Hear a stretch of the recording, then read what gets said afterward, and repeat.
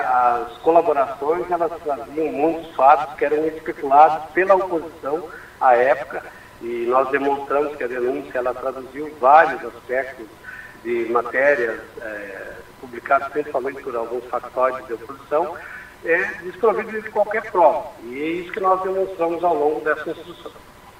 Sobre o Melquisedeque, né, que era um dos seus secretários, né, e disse que se houve realmente irregularidades, foram cometidas por ele. Por quê?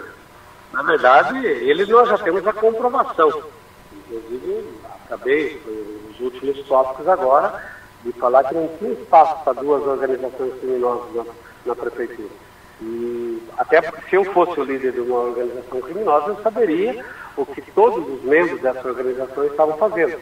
E ele não teve espaço para colocar ou imputar em relação à minha pessoa qualquer participação naquilo que ele já confessou, que ele roubou, junto com outras pessoas, a prefeitura na fraude do TBI, e foi uma fraude que foi identificada por servidores, e eu imediatamente comuniquei à polícia, e depois, por sua vez, anexou a essa investigação ao GAEC e combinou com a própria prisão dele. Então, lá ele não teve espaço para mentir, para me imputar qualquer responsabilidade e conhecimento, porque eu fui um dos que denunciei. Então, não existe espaço para ter duas organizações criminosas. Então, como que eu teria ciência desses crimes que ele relatou aqui no Ministério Público, que eu teria ciência que ele fazia meu mando e não teria daquele que ele fez? Da mesma maneira que aquele dinheiro que ele usurpou lá no exercício da função dele, não foi para pagar qualquer coisa que ele atribui aqui nessa delação. Então, nós já temos a comprovação que ele é um criminoso, confesso, e já é um líder. Ele foi condenado como líder de uma organização criminosa. Então, não tinha espaço para ter duas organizações na prefeitura. Ele realmente já confessou que ele era o líder de uma organização. Eu talvez errei por querer muito, e trouxe muitas obras, muitos convênios para Foz do Iguaçu, então eu pensava muito grande, trouxe muitos investimentos e talvez não cuidei desse varejo e de pessoas criminosas como o Melquisedeque, que estavam em casa que eu acreditava que estavam fazendo a sua função e na verdade estavam ali para roubar. Não, e demonstrei, inclusive, é boa essa sua pergunta, porque eu demonstrei o quanto que ele era ardiloso. Ele era ardiloso no convencimento não só de mim como gestor, mas de outras pessoas, e demonstrei isso através de gravações telefônicas para a juíza, que quando ele falava com as pessoas, eu falei com o Reni mandou falar com isso, eu colocava a ligação imediatamente anterior, que nós falávamos de outras coisas, que ele não falava sobre aquele assunto, que ele usava o meu nome. Outras vezes que ele falava que estava comigo, eu consegui demonstrar ao juízo que eu sequer estava ou com ele naquele momento, ou sequer na cidade. Agora, eu gostaria de fazer diretamente isso. O senhor ganhou dinheiro durante a administração? Olha, nem o meu salário eu ganhei da Prefeitura de Foz do Iguaçu, que eu continuei com o salário. O que eu fiz durante o meu mandato foi pensar grande para essa cidade. As obras que eu fui buscar, o primeiro ano eu demonstrei isso para a juíza, nós pegamos, isso não sou eu que estou falando, pegamos o município com um salário atrasado. O primeiro ano foi só para sanear, para tirar a certidão negativa para poder buscar projetos no ano seguinte, 2014. E foi isso que nós fizemos. Nós temos um volume de obra que vai demorar muitos anos para Foz do Iguaçu ter o mesmo volume de obras. Obras essas que eram acompanhadas pela Caixa Econômica, eram medidas pela Caixa Econômica, eram fiscalizadas. E os delatores simplesmente falaram, o Remy mandava medir a maior. Isso era impossível depois. Porque tinha qualquer medição, todas as medições, inclusive das obras do PAC, ela tem glosa.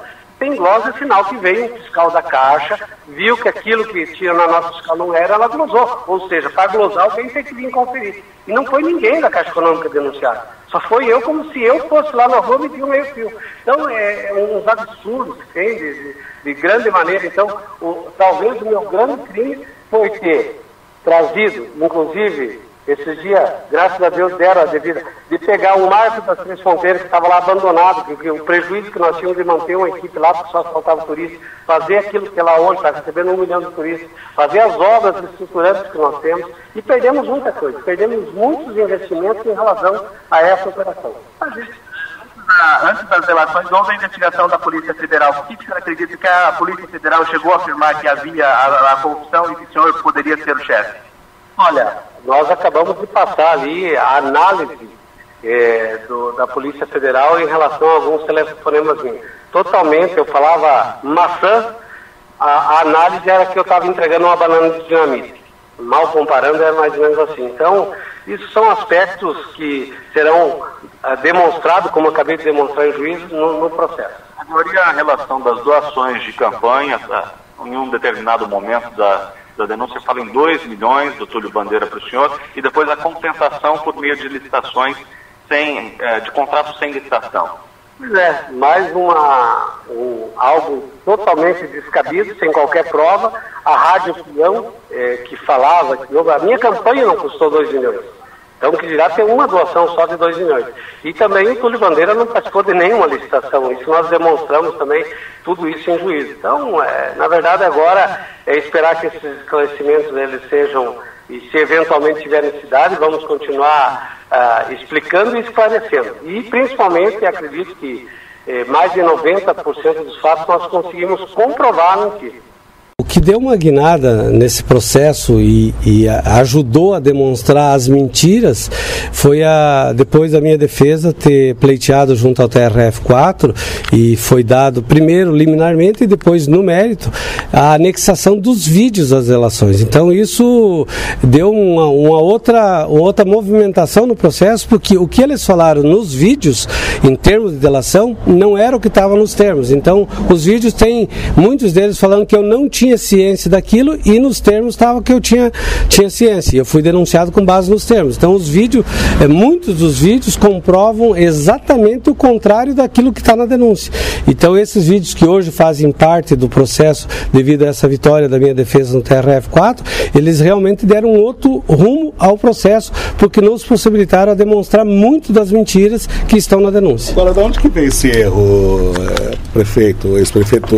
Se tem o termo de um jeito e o vídeo fala outro, quem é que fez esse erro? Quem é que cometeu esse erro? Olha, eu não quero saber quem cometeu, eu quero saber que pela omissão desses vídeos, eu tinha uma onisciência, onipresença em tudo, o que possibilitou eu estar citado em praticamente todos os crimes.